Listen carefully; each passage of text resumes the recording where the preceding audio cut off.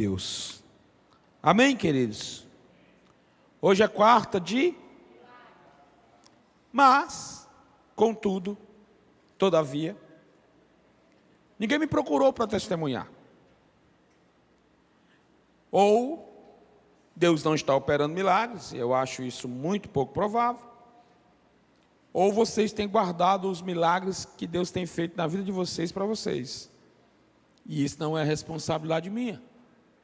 A minha responsabilidade é promover aquilo que Deus mandou promover, uma quarta de milagres. Mas ninguém me procurou, e como a responsabilidade, eu não vou dizer maior, mas principal, desta igreja é minha, não delego muito, né? Terceirizo muita coisa, mas a responsabilidade não posso dividir. Posso até dividir, mas não posso me omitir. E o Senhor me deu uma mensagem o ano passado, e por várias igrejas que passei, inclusive nas nossas congregações, e nas igrejas que são filiadas a mim, aliançadas comigo, estão debaixo da minha cobertura espiritual, eu preguei esta mensagem e nunca a preguei na Kadosh, porque Deus nunca permitiu.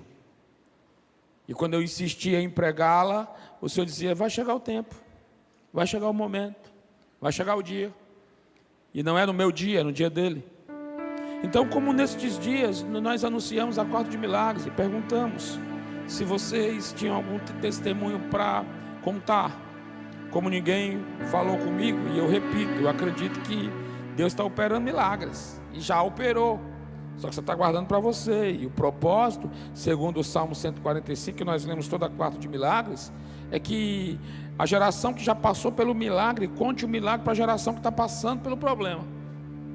Mas eu estou em um tempo que estou cada vez mais disposto a cuidar de pessoas, cada vez mais disposto e disponível a ouvir, a tratar, a pastorear. Só não estou muito disposto a adular.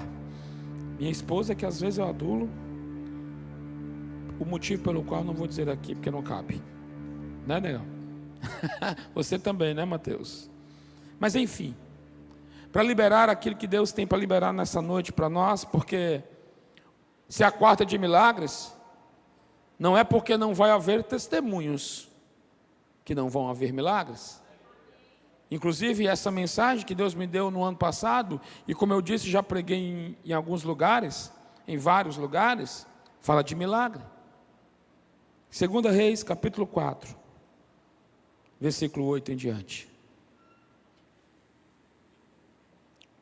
Já pode até projetar, antes de projetar o versículo, o tema da mensagem. Antes do versículo, Júlia, estou complicando sua vida, né? Pedi o versículo e agora estou pedindo o tema da mensagem. Isso. O tema da mensagem é esse: honra um ambiente de milagres. Eu creio que Deus está fazendo muitos milagres, e algumas pessoas estão retendo para si o que Deus tem feito na sua vida. Mas eu também creio que alguns não acessaram o seu milagre porque não percorreram o caminho para ele. Então nessa noite fica atento, muito atento, porque eu vou liberar chaves aqui. Não é de carros, ainda que Deus possa mandar, e se Ele mandar eu entrego, não é pecado. Não é chaves de casa, ainda que Deus possa mandar, e se Ele mandar eu libero, não é pecado. Mas eu vou liberar chaves para que você acesse o seu milagre, porque existe um ambiente para acessar milagres, e esse ambiente é um lugar de honra. Então 2 Reis capítulo 4, versículo 8, agora sim, Júlia.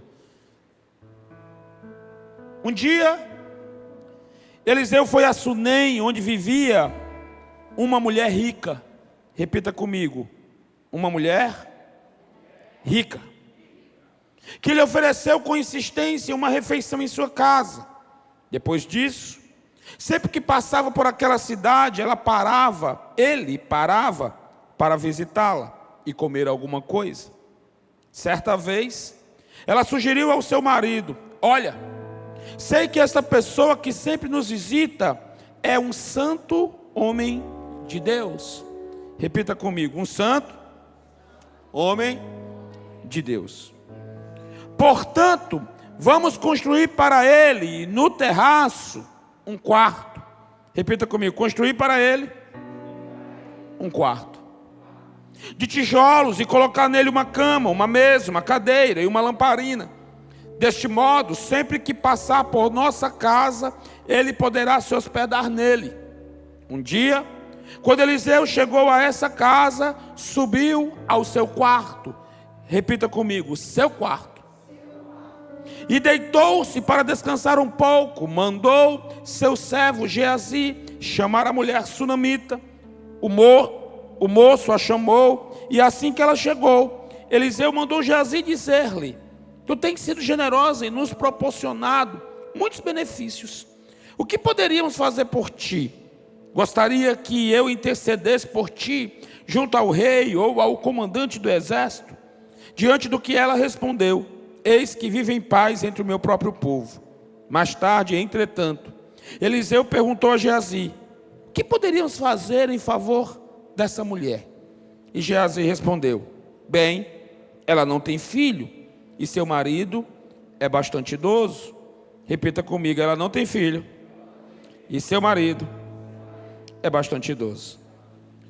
Então solicitou-lhe Eliseu: vai e chama-a de novo.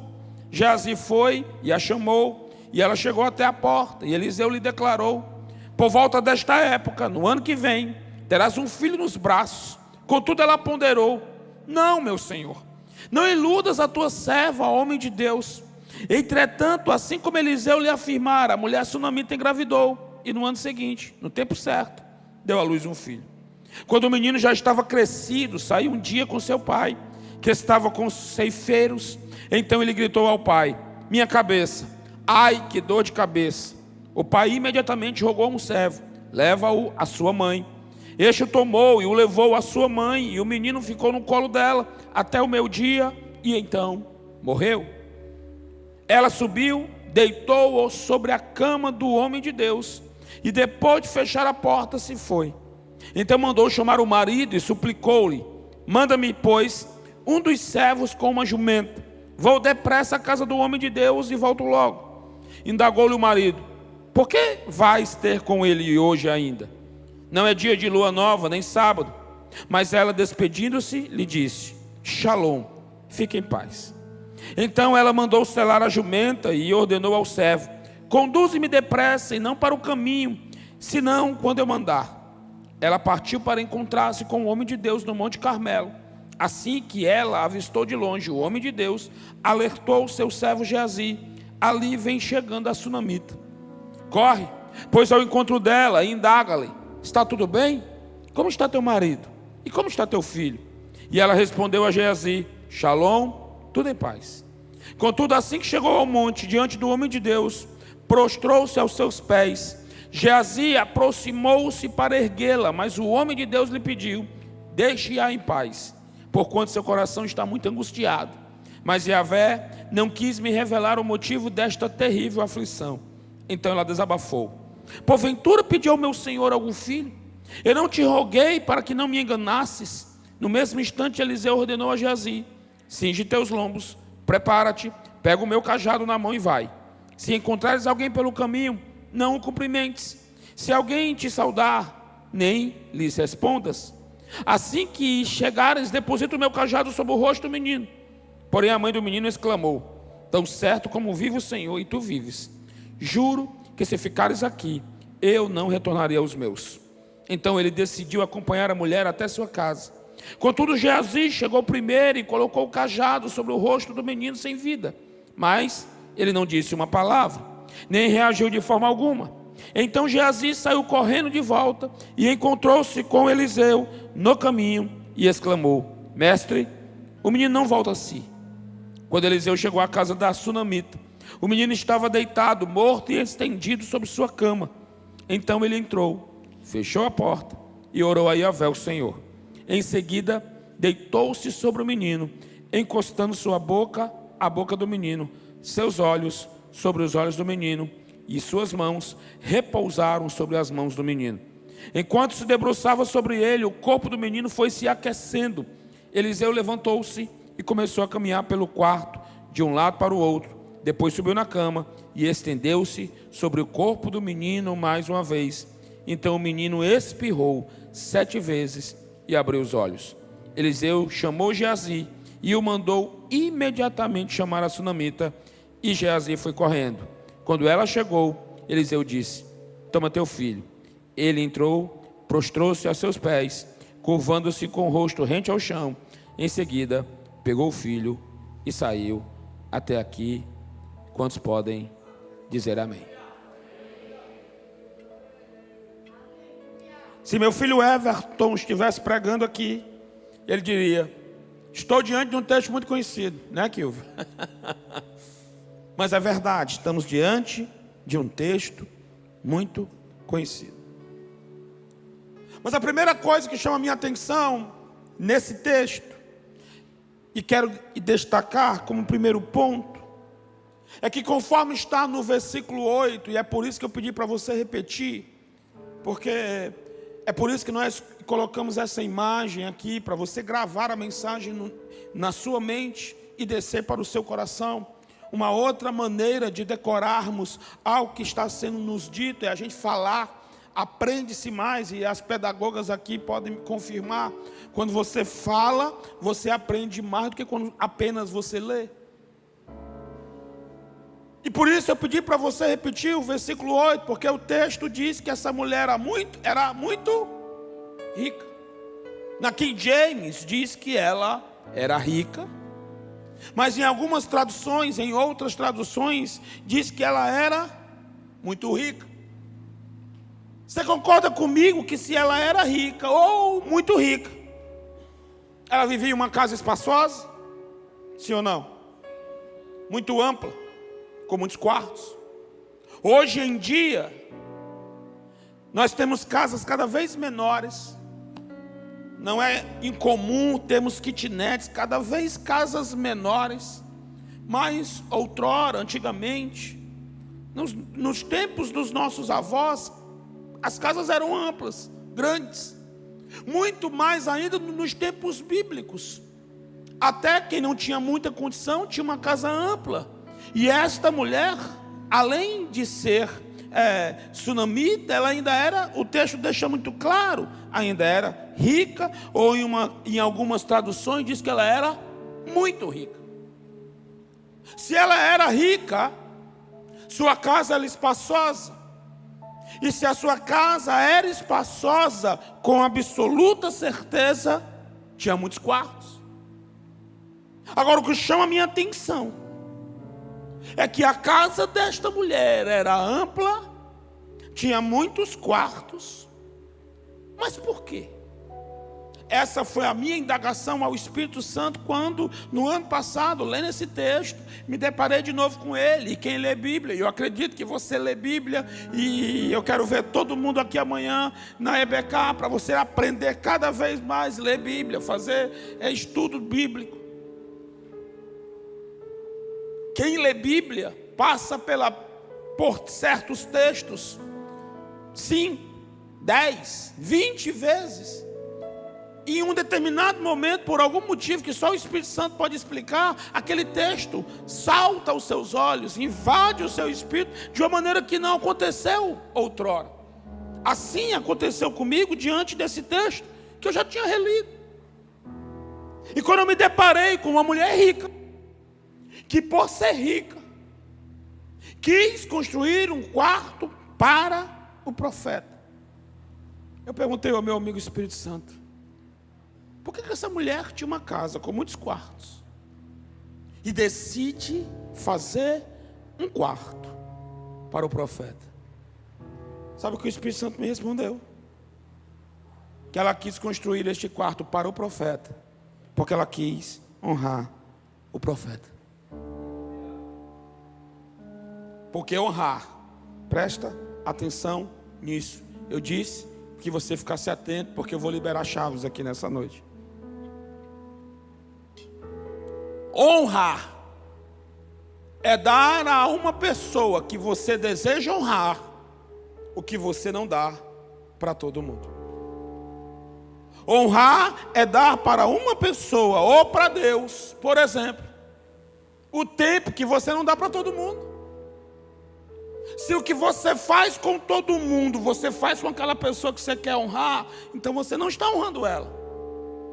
Honrar é dar algo, tempo, atenção, carinho, preocupação com alguém, dar para alguém que você quer honrar, e isso que você está dando, você não dá para todo mundo. Honrar é dar a alguém especial algo tão especial que você não dá para todo mundo. Romanos 13:7 diz assim, ó: dai a cada um o que lhe é, se imposto, imposto, se tributo, tributo, se temor, temor, se honra, honra. Então escute, se alguém merece a sua honra, então você deve dar para esta pessoa aquilo que você não dá para todo mundo. Eu vou repetir. Se alguém no seu relacionamento, no seu círculo de relacionamento, merece a sua honra, então você vai dar para esta pessoa o que você não dá para todo mundo. Aquela mulher que vivia na cidade de Sinem, por ser muito rica, tinha muitos quartos na sua casa, porque também era costume antigo. Hoje não muito, né? Era costume antigo ser receptivo. Inclusive é um princípio judaico, israelita, ser receptivo com os estrangeiros, porque eles, os israelitas, foram peregrinos e estrangeiros em outras terras. Hoje em dia essa hospitalidade não é mais comum. Final de semana passado eu estive em uma cidade do interior, em Senador Pompeu, mas eu fui tão bem recebido, fui tão hospitalizado, comi coisas que eu gosto tanto: carneiro, galinha caipira, leite mungido. Comi que fiquei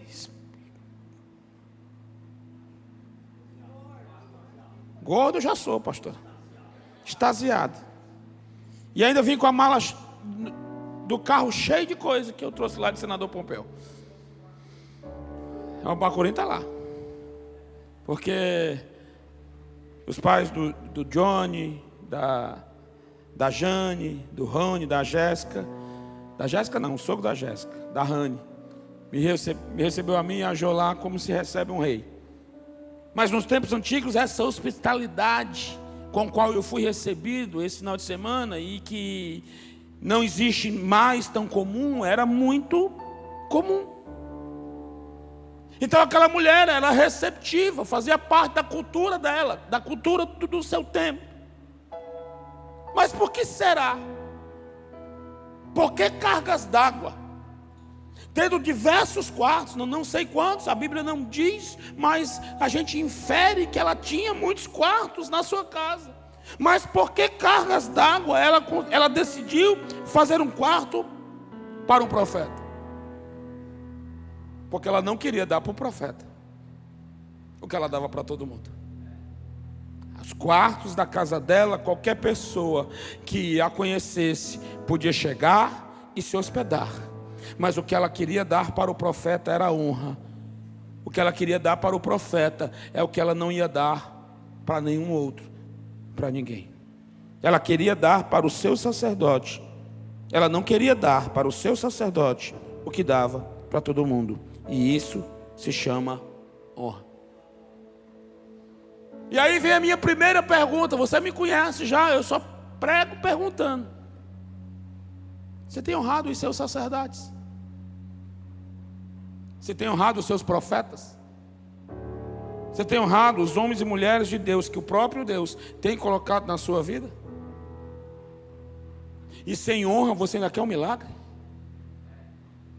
Nós vivemos em um tempo, irmãos, de muita desonra aos sacerdotes. Nós vivemos um tempo em muita desonra aos pastores. Nós vivemos um tempo de muito desrespeito aos líderes espirituais. E é por isso que nós vemos tantos poucos milagres dentro da igreja. Porque um dos lugares que acessa o milagre é a honra. Só que Satanás introjetou dardos inflamáveis, torpedos malignos, tão grandes na mente dos filhos de Deus, que não se dar mais honra a quem merece honra. E não sou eu que estou dizendo que devemos dar honra a quem merece honra. O texto de Romanos 13:7 nós já lemos. Deixa isso de maneira muito clara. 1 Tessalonicenses 5:12 diz assim: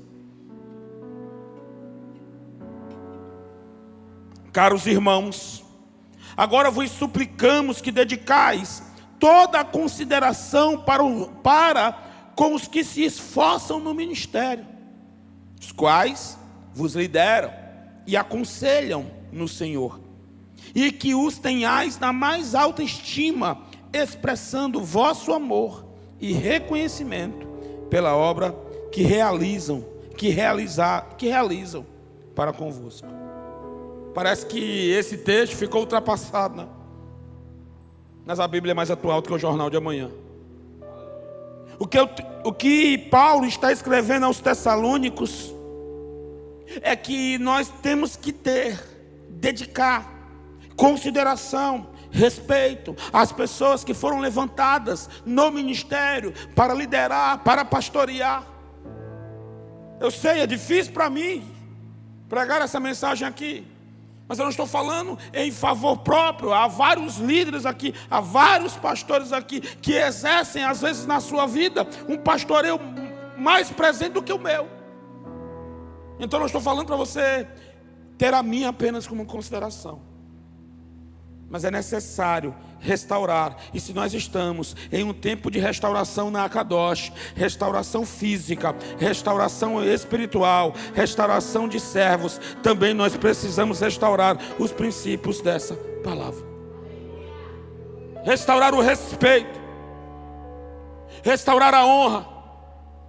Eu sei, houve muito abusos e ainda existem, mas não é porque houve abusos de líderes autoritários que agora vai se desrespeitar todos os líderes, que não vai respeitar a autoridade delegada a um destes líderes. Hebreus capítulo 13, versículo 17, e diz assim: sede obedientes. Pense numa honra mais do que qualquer outra, e rara, ser obediente. Mas olha o que o autor aos Hebreus diz: sede obedientes aos vossos líderes espirituais. Que coisa rara nos nossos dias. E submissos à autoridade que exercem. Algo mais raro ainda, pois eles zelam por vós como quem deve prestar contas de seus atos, para que ministrem com alegria e não murmurando, porquanto desta maneira tal ministério não seria proveitoso para vós outros. Sabe o que o autor aos Hebreus está dizendo? É que Deus deu, como ele diz em Efésios 4, Deus deu para a igreja apóstolos, pastores, evangelistas, profetas e mestres. Mas se eu não sou obediente, se eu não sou submisso à autoridade destes líderes que Deus deu para mim, esse presente, essa unção, essa autoridade, de nada é proveitoso para mim. É como se Deus te desse um presente, e de fato deu, porque Efésios 4:11 diz que Ele deu. É como se Deus te desse um presente e você ignorasse. O problema da nossa geração é porque a gente só se atenta aos presentes materiais E Deus tem dado presentes espirituais muito mais valiosos, muito mais preciosos do que os presentes materiais. E muitos têm ignorado os presentes que Deus tem dado. Sejam obedientes, sejam submissos. Porque aquela mulher honrou o homem que Deus colocou espiritualmente sobre a vida dela. Presta atenção nisso. Porque aquela mulher honrou o homem que Deus colocou espiritualmente sobre a vida dela. Ela recebeu até o que não pediu, mas precisava. Perceba pela leitura do texto que em momento algum ela pede um filho. Ela não honrou como uma moeda de troca. Ela não barganhou, porque não se pode barganhar com Deus. Ela quis honrar o homem honrado por ela quis interceder em favor dela, mas ela não pediu o que ela precisava. Nós lemos no versículo 13 que ele pergunta para ela: o que você quer que eu faça? E ela diz: eu não preciso de nada. Só que ela precisava, e precisava muito. Aquela mulher não pediu nada, mas porque honrou o sacerdote, ela recebeu até o que não pediu. Sabe por quê? Porque 1 Coríntios 2,9 diz: no entanto, como está escrito, olho algum jamais viu, ouvido algum nunca ouviu, e mente nenhum imaginou o que Deus predispôs para aqueles que o amam. O nosso problema é que nós estamos fazendo apenas o que Deus pede, alguns nem isso. Alguns querem ouvir a voz de Deus, mas quando Deus fala, não obedece. Se você não tem disposição para obedecer o que Deus manda, não peça para Ele falar com você. A voz de Deus, se não sempre, quase sempre, vai contra a tua vontade. Porque a tua vontade vem da carne, mas a voz de Deus é espírito. E vai militar contra a sua carne. Se você não está disposto a seguir a direção que Deus está disposto a te dar, nem pergunta para Ele. Mas escute. O nosso problema é porque nós estamos fazendo apenas o que Deus pede. Alguns nem isso. Mas escute, tem coisas que Deus não pede, mas se agrada quando você faz. Eu vou repetir, porque eu disse que eu estou liberando nessa noite chaves. Eu passei quase um ano com essa mensagem retida, porque Deus não permitia eu pregar, mas Ele permitiu nesse tempo, e eu não sei porquê. Tem coisas que Deus não pede, mas se você fizer, Ele vai se agradar. Se você está fazendo tudo que Deus pede, aleluia. Agora experimente fazer algo que Deus não pediu, mas pode agradá-lo. Quer que eu prove isso? Gênesis 4, versículo 1.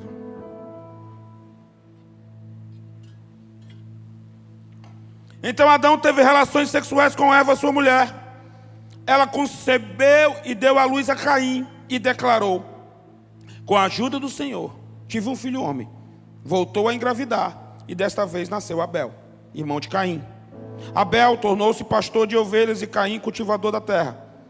Passado o tempo, Caim apresentou alguns produtos do solo. Caim apresentou alguns produtos do solo em oferenda ao Senhor. Abel, por sua vez, ofereceu as primícias. Abel, por sua vez, ofereceu as primícias e a gordura de seu rebanho. Ora, o Senhor aceitou com alegria Abel e sua oferta. Todavia, não se agradou de Caim e de sua oferenda. E por esse motivo, Caim ficou muito irado e seu semblante assumiu uma expressão maligna. Deus pediu para Abel oferecer as primícias do rebanho dele para ele? Sim ou não? Você vê em alguma parte aqui do texto, o relato começa com um casal tendo relações sexuais e gerando um filho depois o outro. E logo em seguida, o relato bíblico diz que um ofereceu qualquer produto e outro ofereceu as primícias. Só que em momento algum Deus pediu a oferta de Caim, nem a de Abel. Porém os dois foram lá oferecer. Deus não pediu a oferta de Abel, mas gostou. Tem coisas que Deus não vai pedir para você fazer, mas se você fizer, Ele vai gostar. Eu disse que eu estou liberando chaves do reino espiritual nessa noite. Tem coisas que Deus não vai pedir para você fazer, mas se você fizer, Ele vai gostar. Tem gente que só quer fazer se Deus mandar. É claro que não é possível surpreender a Deus, mas faça além daquilo que Ele mandou. Faça tudo que Ele mandou, mas faça além do que Ele mandou para agradá-lo. Ou não é assim nas nossas relações? Ou não é assim que você faz com o marido, com a esposa, com o namorado? Se você não faz, tem que fazer.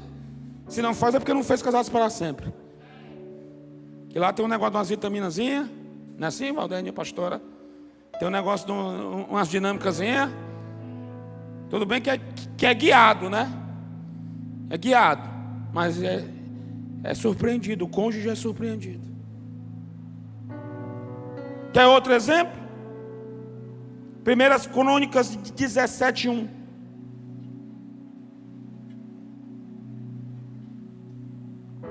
O rei Davi morava em seu palácio quando certo dia, em conversa com o profeta Natã, declarou: estou aqui residindo em um palácio de cedro puro, enquanto a arca da aliança de Yahvé permanece abrigada numa tenda. E Natã encorajou Davi dizendo: vai e faz tudo quanto está no teu coração, porque Deus está contigo. Nós sabemos que Davi não construiu o templo, Deus não permitiu. Deus não pediu e nem permitiu. Quem construiu foi Salomão, com o projeto e os recursos que Davi separou para que o seu filho construísse. Deus não pediu para Davi construir o templo. Deus não pediu para Salomão construir o templo. Eles não acordaram um dia de madrugada e Deus deu um sinal para eles. Não foi um profeta que foi lá e mandou eles fazerem. O Espírito não falou com eles, mas quando eles fizeram, Deus se agradou. Sabe por quê? Porque Ageu 1:8 diz assim, ó: portanto, subi sem demora o monte, trazei boa madeira e edificai a casa, para que eu me alegre dela e nela seja glorificado, exorta Yahvé. Sabe qual é o problema? É porque muitos querem distorcer a Bíblia. Muitos querem dizer ou usar como subterfúgio o fato de Deus não habitar neste templo, e realmente Ele não habita. Nós podemos colocar aqui paredes de ouro, nós podemos colocar aqui utensílios de prata, nós podemos fazer as coisas mais luxuosas, e Deus não vai habitar nesse galpão. Deus nunca vai habitar, nunca habitou, nunca vai habitar. Ele habita em nós. Ou não sabeis vós que sois templo e morada do Espírito Santo? Deus não habita neste prédio, como em nenhum outro prédio. Nem no templo de Salomão Ele habitou, nem no templo de Salomão lá em São Paulo Ele habita hoje, nem na Kadosh, no prédio da Kadosh Ele habita hoje. Mas eu tenho absoluta certeza, Ele tem se alegrado, porque a casa dele está mais bonita do que estava outrora. Porque é o que diz Ageu: edifiquem a casa, eu não vou habitar nela, mas eu vou me alegrar, porque vocês estão edificando a casa. Eu não vou morar na Manuel Rodrigues 300. Eu não vou habitar lá quando vocês forem embora, porque o cristianismo é a única religião. Se você vai adorar a Buda, quando você sai, o Buda fica lá. Se você vai adorar Maomé, quando você sai e vai embora do templo de Maomé, Maomé fica lá. Mas o cristianismo é a única religião que você vem para adorar a Deus. E quando você vai embora, Deus vai dentro de você. Ele não fica aqui. Um dia talvez nós não estejamos mais nesse prédio. E aqui pode ser qualquer outra coisa. Mas Ele nunca habitou aqui, nem vai habitar. Mas como diz a G1:8, Ele está se alegrando. Ele está se alegrando. Ele está se alegrando. E está sendo glorificado com o que tem sido feito nesse lugar. Em Neemias 13:14, o próprio Neemias vai dizer que o zelo por esta casa é honra e adoração. Olha o que diz Neemias 13:14. E orei: lembra-te de mim por isso, meu Deus, e não te esqueças do que fiz com a mais absoluta lealdade pela casa de meu Deus e pelo serviço religioso prestado em tua honra e adoração. Então escute, uma vez mais, apesar de Deus não habitar em casas feitas por mãos humanas, eu quero vos lembrar do que ele disse em 2 Crônicas 7:12. Eis que ouvi a tua oração e escolhi este lugar para mim como casa de sacrifício. Ele não mora aqui, mas a oração feita nesse lugar é diferente. Não que você não possa orar na sua casa, deve. Até porque se você não orar lá, nem para cá você vem. Você não tem mais força. Mas o que Neemias está dizendo é que o que ele fez pela casa de Deus era honra e adoração. A gente acha que a adoração é só cantar os louvores que nós acabamos de cantar. Domingo, eu cheguei aqui por volta das 11 horas da manhã, porque minha mulher presta um serviço de honra e adoração que ela ainda não consegue delegar para ninguém. A mesa da Santa Ceia, quem arruma é ela. Domingo ela disse que ia delegar. Eu acho que fiz. Tem 13 anos que ela não delega para ninguém. Mas ela disse que ia delegar. E quando eu cheguei aqui, não estava tendo culto. Ninguém estava tocando um instrumento. Mas tinha 2 adoradores adorando o Senhor. Um nesse teclado, limpando. E ele hoje está limpo mesmo. E outro desmontando toda essa bateria. Ela estava toda lá fora, aqui.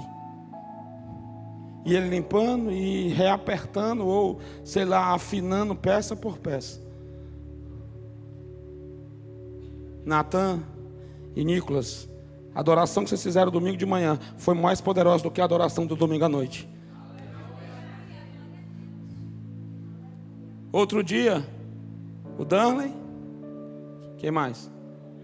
João Vitor, Breno, Rafael, Arthur e a namorada deles? Então a Ana Clara e a Júlia. Chegaram aqui 11 horas da manhã? Foi isso? 5 horas da tarde. Saíram no outro dia, 6 horas da manhã. Eu não estava aqui fazendo outra coisa, a não ser ajeitando essas luzes, arrumando aqui uma série de parafernália, porque esses cabos aqui dá problema todo culto. Cuidar da casa de Deus também é adoração e honra a Ele. Tocar um instrumento como o Diego está tocando, e tocou o violão e cantou com a sua unção, é honrar a Deus, é adoração a Deus também. Mas o que esses meninos fizeram de uma madrugada inteira, uma noite inteira, o que Jonatas, Lira Júnior, Juan tem quebrado a cabeça para essa reforma, nenhum dos 3 canta nada, graças a Deus, nem toca. O Jonas toca a bateria, mas isso também é adoração e honra a Deus. Nos versículos 15 e 16 de 2 Crônicas 7, diz assim: De hoje em diante os meus olhos estarão observando e os meus ouvidos atentos às orações que serão realizadas neste lugar. Escolhi, pois, e consagrei esta casa para que o meu nome habite nele para sempre, e os meus olhos e o meu coração estejam perpetuamente apegados a ele. Então escute. Ele não habita nesta casa, mas o nome dele sim. Lá fora não tem meu nome, nem vai ter, está repreendido. Lá fora não tem minha foto, nem vai ter, está repreendido. Mas lá fora tem um nome, Kadosh, santo, santo, santo, santo, santo. Então ele não habita aqui, mas o nome dele está aqui. Ele não habita nessa casa, mas os olhos dele estão observando o que fazemos aqui, e os ouvidos dele atentos ao que pronunciamos aqui. E aí eu te pergunto, isso te conforta ou te assusta? O que é feito por essa casa, ele se alegra. Isso te conforta ou te assusta? Porque se te conforta, é porque você está entendendo que ele se alegra, e para alegrar ele, não é para alegrar a mim. Para alegrar ele você faz o que talvez ele nem pediu. Mas eu quero te dizer, se você está fazendo, ele está se alegrando, ele está se alegrando, ele está se alegrando, e ele sabe retribuir. Agora, se você não está nem aí, como o povo nos dias de Ageu, que estavam preocupados com as suas casas, e não estavam nem se lixando para a casa de Deus, triste fim teremos. Experimente fazer coisas que Deus não pediu, mas pode agradá-lo. Eu vou repetir, porque essa é uma chave poderosa que você pode virar na sua vida. Experimente fazer coisas que Deus não pediu, mas que pode agradá-lo. Deus não pediu para a mulher de Sunem, para a sunamita, fazer um quarto para o profeta. Nem Deus pediu e nem o profeta pediu, porque profeta que é profeta não profetiza em causa própria. Profeta que é profeta não profetiza para ser beneficiado. Profeta que é profeta não profetiza para ser beneficiado. Profeta que é profeta, ele, se precisa de alguma coisa, ele vai orar a Deus, e Deus vai providenciar o que ele precisa.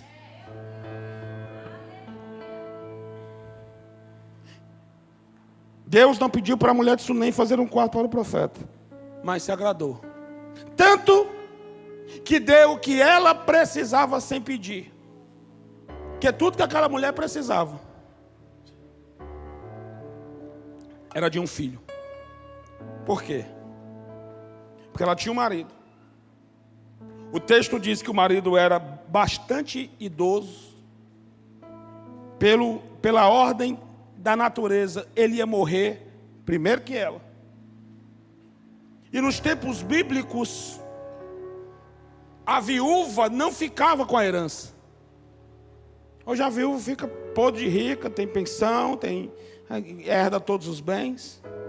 Naquela época, se o homem morresse, a herança ficava para o filho. E se ele não tivesse filho, a herança ia para o governo e a mulher perdia tudo.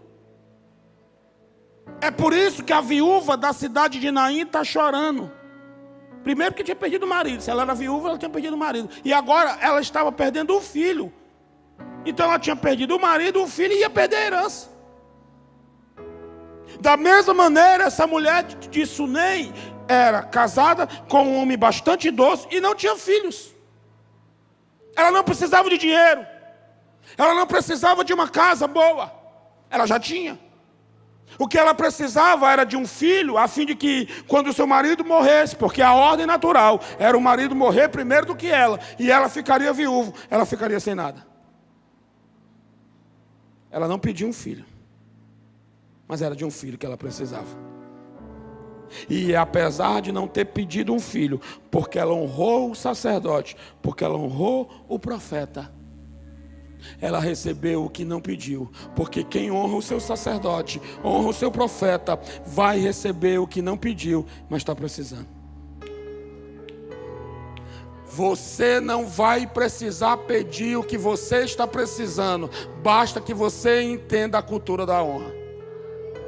Eu vou repetir, você não vai precisar pedir o que você está precisando. O nosso Deus é o Deus Jeová Jireh, o Deus da provisão. Ele vai chegar com provisão naquilo que você precisa, sem você precisar pedir, se você entender a cultura da honra. Agora, nem só de vitória vive o crente. Aquela negócio, agora é só vitória, só vitória, só vitória. Tu não canta não, né, filho? Misericórdia, Bianca. Você não é louco? Nem só de vitória vive o crente. Olha o que diz o versículo 18 de 2 Reis 4. 2 Reis 4, 18. Quando o menino já estava crescido, saiu um dia com seu pai, que estava com os ceifeiros. Então ele gritou ao pai: minha cabeça, ai que dor de cabeça. O pai imediatamente rogou a um servo: leva-o à sua mãe. Então o tomou e o levou à sua mãe. E o menino ficou no colo dela até o meio-dia, e então morreu. Ela subiu, deitou-o sobre a cama do homem de Deus. Depois foi fechar a porta e se foi. Aquele menino que ela não pediu, mas recebeu, agora está morto. Porque tem promessa de Deus que morre.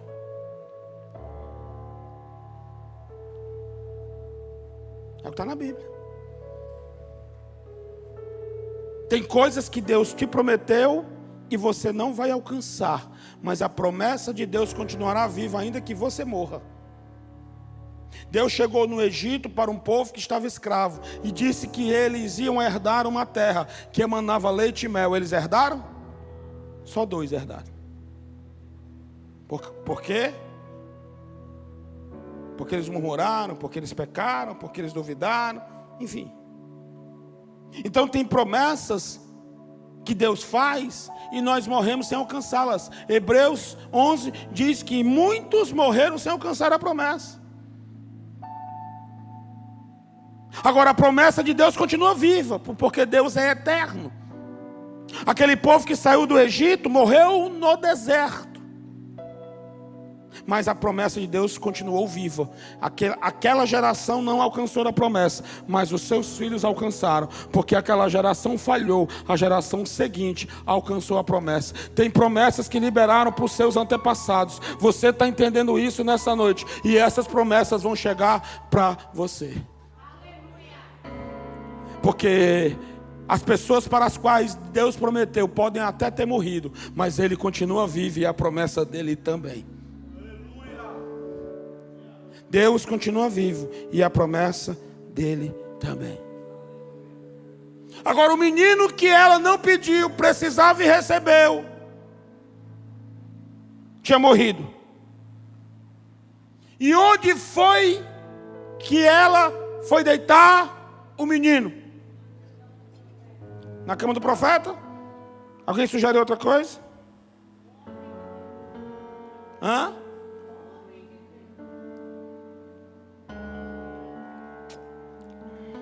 De maneira física, vocês estão certos. Ela foi deitar no quarto. Ela foi deitar na cama do homem de Deus. Mas cama de homem de Deus não ressuscita ninguém. Cama de profeta não ressuscita ninguém. Senão todo mundo que morresse, eu dizia: leva lá para a casa do João, deita lá na cama dele. Leva lá para a casa da Jo, deita lá na cama dela. Leva para a casa do pastor Wellington, deita lá na cama dele. Cama de profeta não ressuscita ninguém. Quarto de profeta não ressuscita ninguém. De maneira física, ela foi deitar o menino que estava morto, a promessa que tinha morrido. Ela foi deitar no quarto, na cama do profeta. Mas de maneira espiritual, pega essa chave. Ela foi deitar o que tinha morrido no lugar de honra. Ela foi deitar a promessa que ela tinha recebido e estava morta. Ela foi deitar no lugar de honra. Porque aquele quarto e aquela cama era o lugar de honra que ela tinha preparado, sem saber que em algum momento ela ia precisar. Quando o menino morreu, ela tinha um lugar de honra para deitar a promessa morta. E aí eu faço outra pergunta para você. Se a promessa que você está vivendo hoje morrer, você tem um lugar de honra para deitar essa promessa morta, a fim de que ela ressuscite? Agora eu vou dizer de novo como Éfton. Acabou o amém, né? Acabou o glória, é assim que ele diz que... Se essa festa que você está vivendo em algum momento morrer, apóstolo, o senhor está praguejando a minha vida? Não, eu estou te alertando. Aquela mulher estava vivendo o melhor dos dias dela, rica, com o marido vivo e com o menino. Só que o menino morreu. E ela foi deitar no lugar de honra. Sabe por quê? Porque a honra gera o milagre. E o lugar de honra ressuscita o milagre que morreu. Eu vou repetir, porque só o Luizinho e o Kivo pegaram. A honra gera o milagre. E o lugar da honra ressuscita o milagre que morreu. Mas aí a minha pergunta para você: você tem honrado para gerar seu milagre? Você tem um lugar de honra para ressuscitar o milagre que morreu? Deixa eu ser mais claro. Você tem honrado os seus pastores, você tem honrado os seus líderes, você tem honrado os seus profetas? Porque se você precisa de um milagre, o caminho eu estou dando, e eu não estou dando segundo a minha filosofia, eu estou dando segundo essa palavra. Você tem honrado essa casa? Se você tem honrado essa casa, quando algo morrer na sua vida, você pode depositar o morto aqui, porque vai ressuscitar.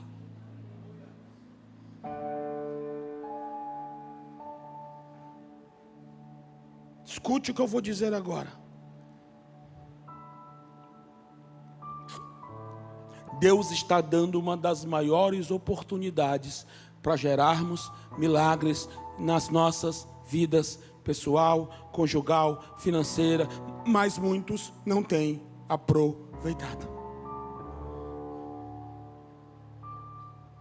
E Deus está trazendo pessoas de fora, como trouxe o profeta Bruno aqui, com uma palavra que deixou muita gente estremecida. Deu até cambalhota aqui, fizeram até figura. Né? Vai dar o mortal. O que sabe da mortal. Que sabe da mortal. Quer dizer, sabia? Não, agora sabe também, está maguinho, está forte. O que Deus fez naquela quarta-feira foi querer abrir a nossa mente, mas muitos não querem abrir a mente para o que Deus quer fazer. E alguém aqui mais endurecido, talvez diga assim: esse cara veio arrastar dinheiro. Mas deixa eu testemunhar duas coisas para você, para ver se o seu coração amolece. Ele veio e não pediu oferta. No momento da oferta, depois da palavra, ele fez uma oferta. Só depois eu fiz uma oferta para ele. E pior, ou melhor, Domingo nós terminamos o culto aqui. E nós fomos jantar com um adorador. Algumas pessoas foram conosco, Juan, Mara, que trouxeram um adorador de domingo. Eu estava na mesa com a Jô. E um discípulo do Bruno começou a falar comigo, porque eu o conheço. Ele disse: o meu pastor esteve aí, não foi? Eu digo: foi. Foi uma bênção, foi. Ele me contou, foi. Mas deixa eu dizer uma coisa. Eu quero fazer uma oferta na vida do senhor. Eu digo: hã? Digo: é. Manda a chave. Eu disse: tá bom. Deus falou contigo? Foi, falou comigo. Manda a chave. E eu mandei. Dali a pouco, ele mandou o comprovante. Quando eu abri, eu disse: não. A maior oferta que eu recebi na minha vida foi de um discípulo do Bruno. Já recebi presentes mais valiosos, mas Pix foi da vida do Bruno. Porque ele acessou um lugar, seus discípulos alcançaram um lugar. E domingo à noite eu recebi de uma pessoa que está morando em São Paulo a maior oferta, não vou dizer o valor por questão de ética. Eu já recebi presentes mais valiosos, mas no Pix foi a maior que eu já recebi na minha vida. Se for o Bruno que mandou, não sei. Mas eu sei que ele ensinou os seus discípulos a acessarem lugares que talvez alguns aqui não queiram acessar. E está tudo bem, se você não quer. Tem quem queira.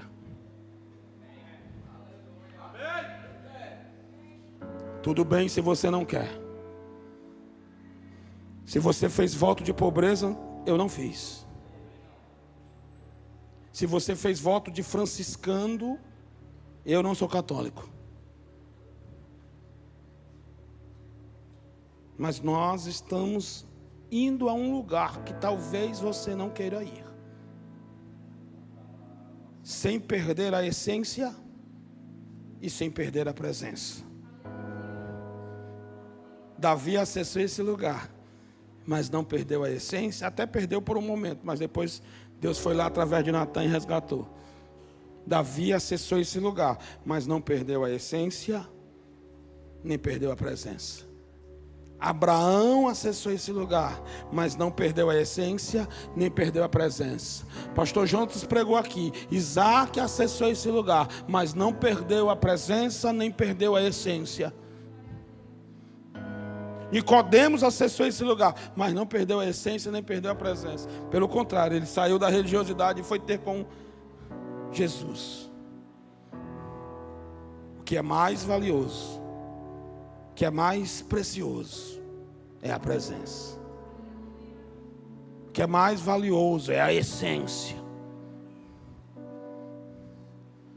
Mas nós podemos ter a presença morando na Boa Vista.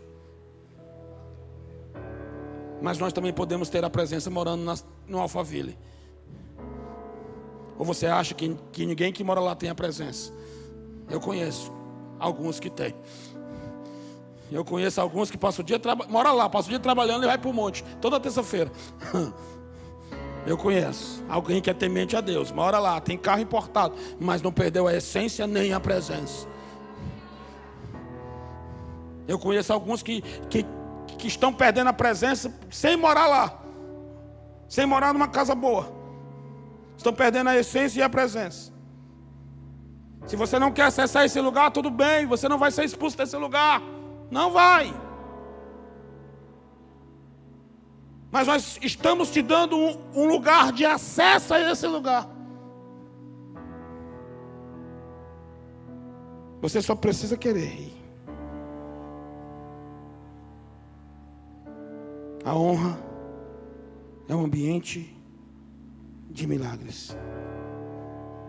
Fica de pé nessa noite.